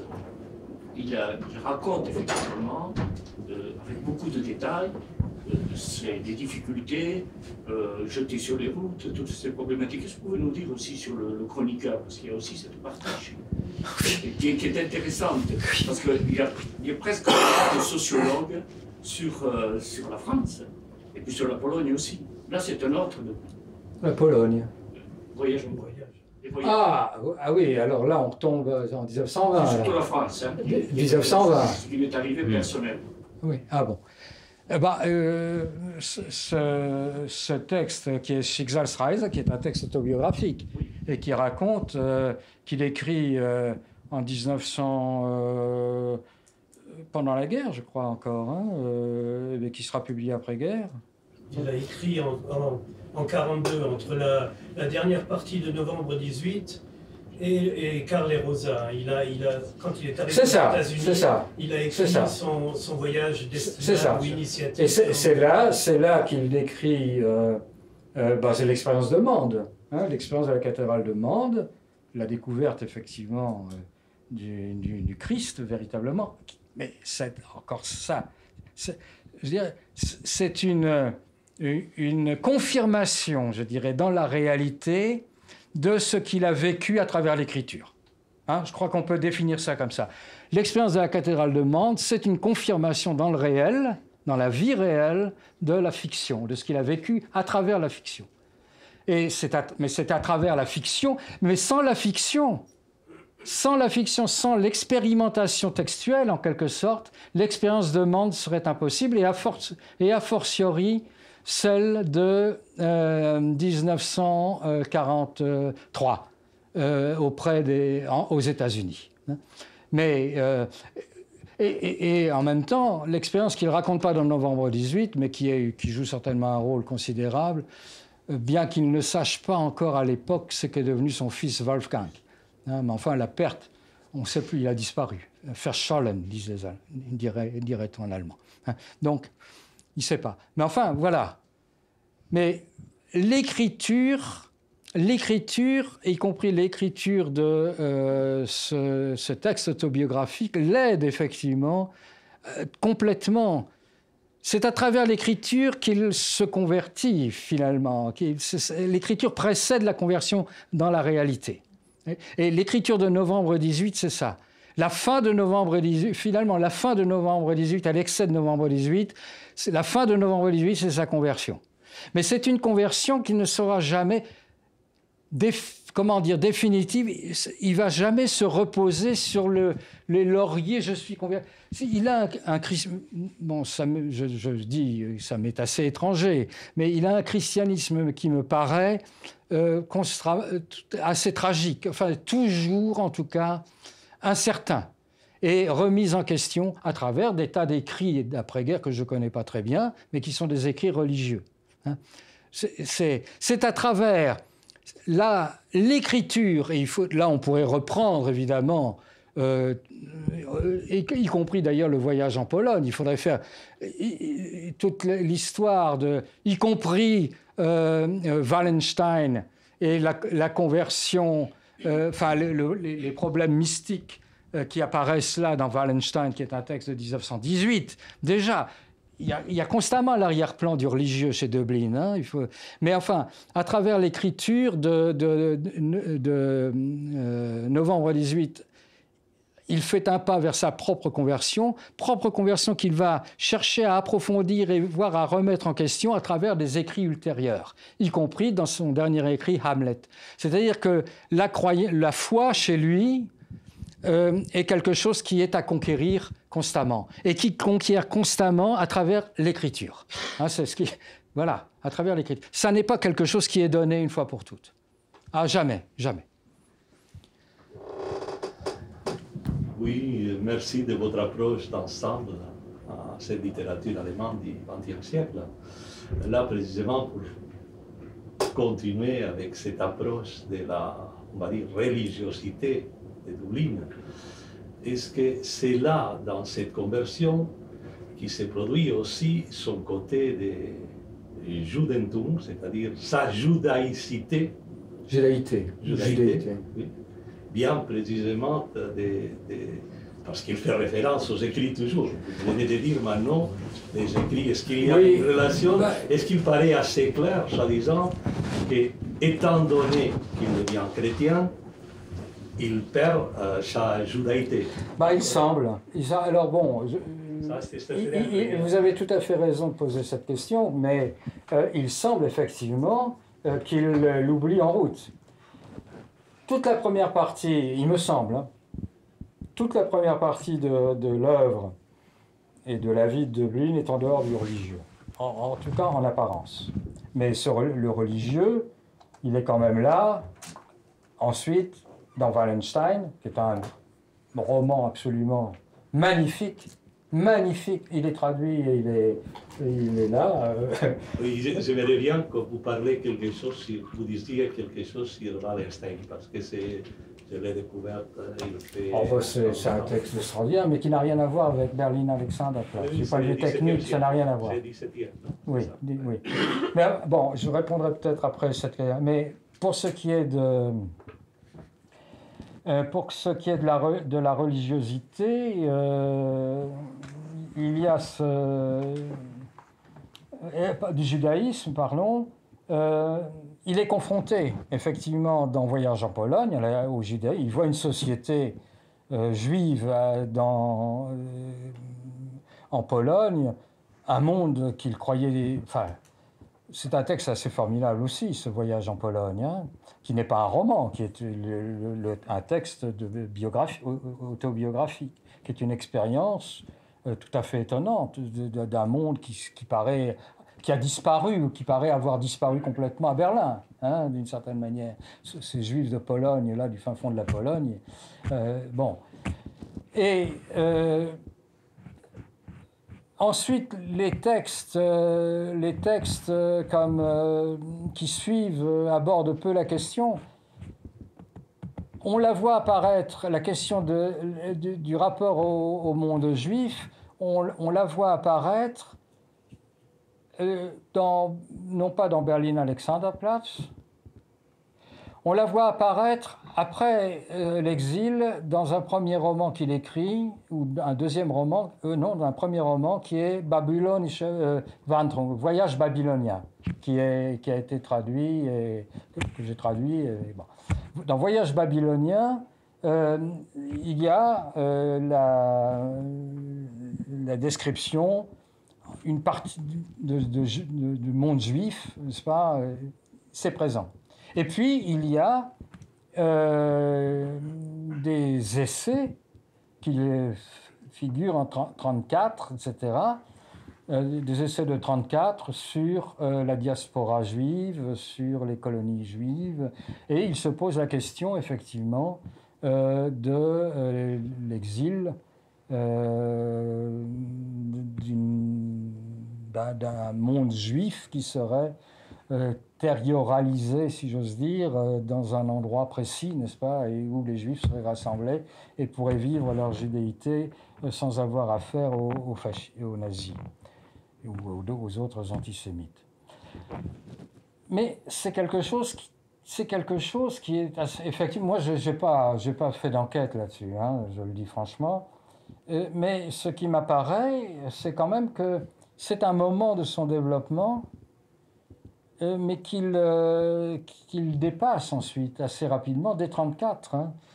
dès 1934, les romans, regardez Amazon, qui est un roman qui n'est pas encore été traduit, mais que j'espère pouvoir traduire un jour, qui est un roman sur la conquête espagnole de l'Amérique du Sud. Il est question des chrétiens. Il est question des chrétiens, mais il n'est pas question, très peu, enfin, des juifs. Dans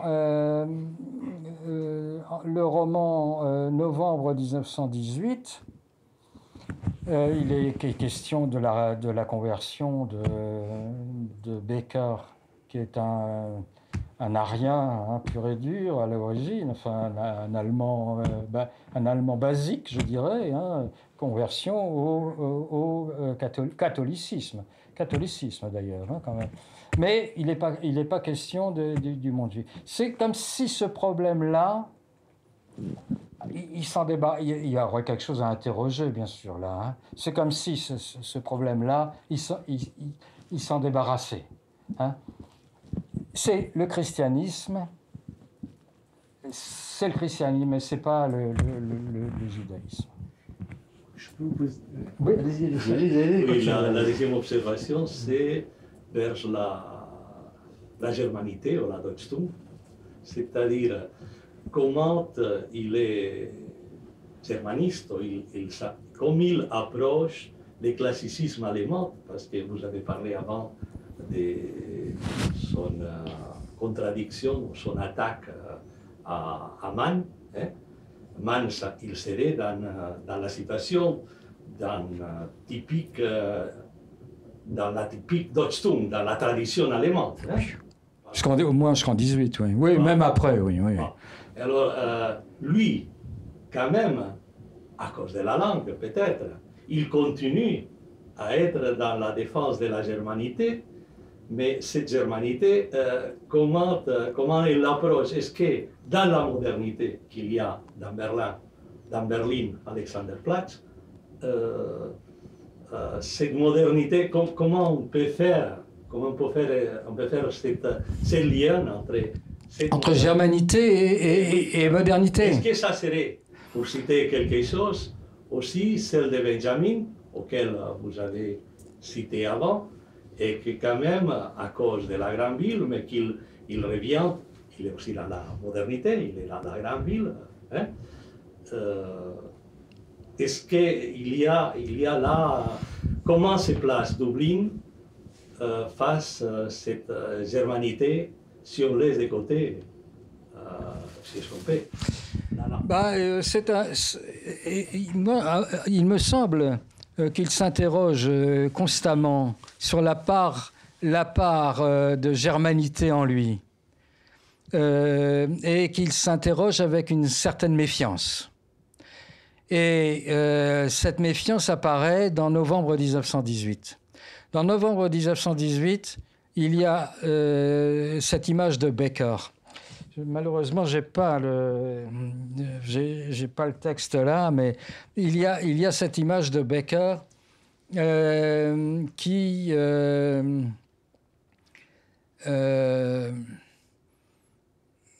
se compare pas, mais comment dire, je ne trouve plus le titre allemand. Dans Tristan. Tristan und Isolde, Tristan et Iseult, de Wagner. À la fin de novembre 1918, il y a Becker, donc le héros du roman, qui va voir son ami Maus. Maus étant celui qui s'est rallié à la germanité, c'est-à-dire à l'Allemagne pure et dure, et plutôt dure que pure d'ailleurs. Voilà. Donc, et lui, il y a tout un paragraphe écrit par Döblin qui tente à comparer Becker et son mysticisme, le mysticisme de Becker, à ce qui... Donc, mysticisme lié au catholicisme. Mais ce qui reste en lui d'allemand. cette propension qu'ont les Allemands, dit Döblin, mais ça n'est certainement pas faux, puisque Nietzsche dit un peu la même chose, cette propension qu'ont les Allemands à aller dans l'irrationnel, dans les profondeurs, n'est-ce pas ? Et donc, à travers cette critique indirecte que Döblin fait de Becker, et du mysticisme de Becker, qui ne serait jamais qu'une... Est-ce que son catholicisme, d'une certaine manière, à Becker, n'est pas une résurgence du germanisme éternel, de la germanité éternelle ? Cette question... Eh bien, Döblin se pose la question pour lui-même aussi, certainement. Pour lui-même. Et la propension qu'il a peut-être, lui aussi, à voguer. C'est quelque chose qui est toujours là chez lui, hein, même s'il s'en défend, mais une espèce de mystique.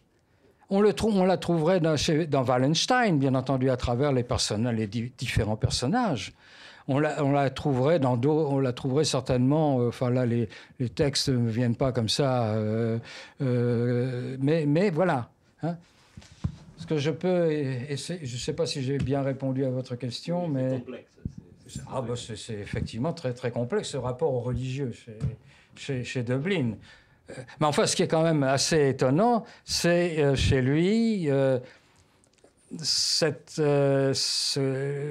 conversion au catholicisme et qui s'accompagne d'un reflux, en tout cas, ou d'un refus du judaïsme. Hein. Ah bah oui, ah oui. Alors on peut toujours creuser les reins et les cœurs et se demander pourquoi il refuse le judaïsme.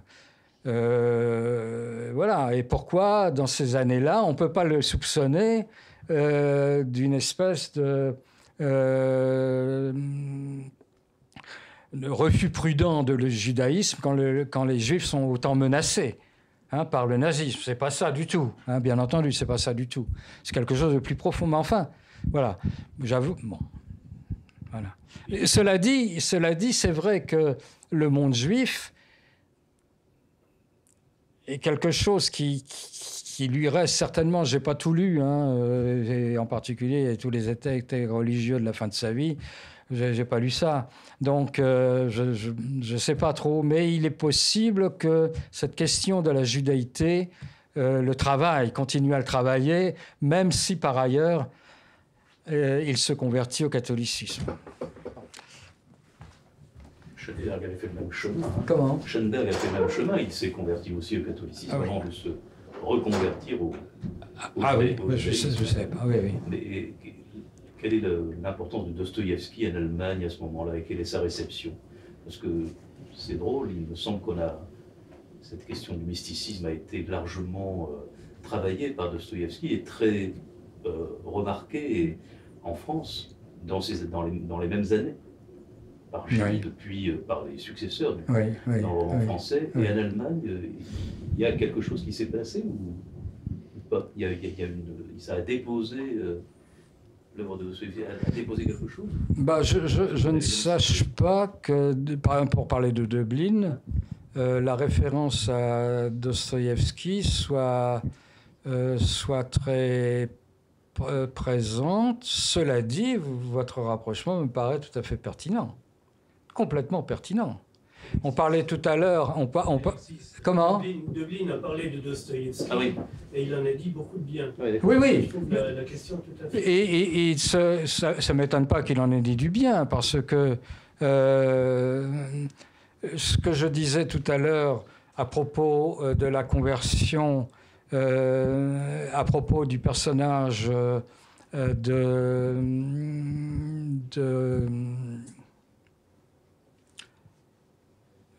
je suis fatigué, excusez-moi. De Becker, n'est-ce pas, voyant et l'interrogation qui est posée là sur le mysticisme de Becker, c'est une question ce personnage-là a effectivement des traits dostoïevskiens. Hein, il a des traits dostoïevskiens. il est possible que ce mysticisme, ce mysticisme-là, Döblin le relie aussi comme un danger, qui est toujours un danger qui menace les Allemands. Voilà, qui menace les Allemands. Hein. Et c'est pourquoi, sans doute, que le catholicisme... Le mysticisme latin... Voilà. Oui, je n'avais jamais réfléchi à... Mais en fait, voilà, c'est certain. Mais... Une dernière observation, c'est que vous avez dit que Benjamin voit à Berlin Alexanderplatz comme une œuvre de Bildung, hein, et vous avez bien justifié. Qu'est-ce que ça veut dire? Comme un oui. Hein, comme une œuvre qui, vous avez dit, dans le classicisme allemand, que, évidemment, c'est là que ça commence. Oui. Mais je crois que l'opinion de Benjamin, ce que je pense, c'est qu'il dit ça d'un point de vue que lui, il parle toujours de quelque chose un peu à côté, que ce n'est pas les miroirs, que ce n'est pas ce qu'on entend, c'est-à-dire dans l'orthodoxie. Il parle toujours, Benjamin, d'allégorie. C'est-à-dire que la référence qu'il fait, lui, en disant Berlin Alexanderplatz, c'est une œuvre qu'on pourrait classer comme dans les Bildung romantes. Il le fait parce que Benjamin, étant donné qu'il n'était pas tellement académique, il le fait d'un point de vue de la façon qu'il a de s'approcher souvent à la littérature et aux choses. C'est-à-dire qu'il s'approche toujours à partir d'allégories. Mais qu'est-ce que vous appelez l'allégorie, là? C'est faire les parallélismes. C'est pour ça qu'il est tellement dans l'actualité, dans la modernité, Benjamin. C'est faire le parallélisme entre des icônes et des choses qui sont... C'est pas exactement une métaphore, c'est pas exactement... C'est en façon associative des idées. En reconnaissement, par exemple, si l'Angelus Novus de Klee, duquel il parle dans la thèse de la philosophie de l'histoire, c'est une allégorie face au comportement de l'histoire. Là, je crois que l'approche, quand il dit Bildung roman, en référence à Berlin Alexanderplatz, c'est parce que Berlin Alexanderplatz, c'est une allégorie, précisément de cette Bildung roman. Enfin, j'ai fait cette lecture. Bon, à cause que je connais un peu... Donc, mais c'est une... Si c'est une allégorie du Bildungsroman, c'est quand même un Bildungsroman sans Bildung. Sans Bildung, parce que le personnage, on est dans l'ordre de la répétition. Dans Berlin Alexanderplatz, on est dans l'ordre de la répétition, c'est-à-dire par trois fois, le personnage tombe, donc n'apprend rien. Il n'apprend rien, il n'y a pas de Bildung. Il faut une sorte de crise qui est une sorte de mort allégorique, peut-être. Enfin, oui, parce que dans l'âge de l'histoire, il n'apprend rien. Oui. Il déplace les runes qui restent face à lui et il laisse... Mais je veux dire... C'est la façon d'approche qui fait Benjamin, c'est toujours pas trop académique, et c'est en disant... Oui, mais là, me semble-t-il, bien entendu... C'est de ce point de vue qu'il s'approche, c'est de ce point de vue qu'il applique un roman. Si vous voulez, il ne faudrait pas le faire. Il n'est pas... trop orthodoxe, Benjamin. Mais je crois que s'il le fait, c'est parce que c'est sa façon de s'approcher. Michel, du coup... En fait, on s'approche aussi du temps. Peut-être qu'il faut laisser les gens un petit peu respirer avant le film qui suit, peut-être quand même, non? Oui, on va peut-être s'arrêter. Non, parce que nous on s'arrête, mais eux, après, ils font un tunnel de 2 heures quand même. Donc, il faut laisser respirer. Ils ne vont pas survivre là. Une dernière réponse, c'est que... Oui, je confirme qu'il n'y a pas de Bildung dans le roman. Il n'y a pas de Bildung dans ce roman-là. Bildung suppose un processus dialectique d'une certaine manière, hein, alors que là, il y a rupture, et ensuite, révélation. Révélation. Et voilà, hein, c'est ça, c'est comme ça que c'est ça la fonctionne. révélation de l'angelus Voilà. aussi. Hein. C'est pour ça que j'ai fait ce parallélisme. D'accord. L'approche benjaminienne, c'est une approche allégorique, et il évite précisément, peut-être c'est ça, la révélation. Voilà. Ça nous permet de dire que... Très bien. Pardon. Très bien. Merci à tout le monde. Merci. Bonsoir.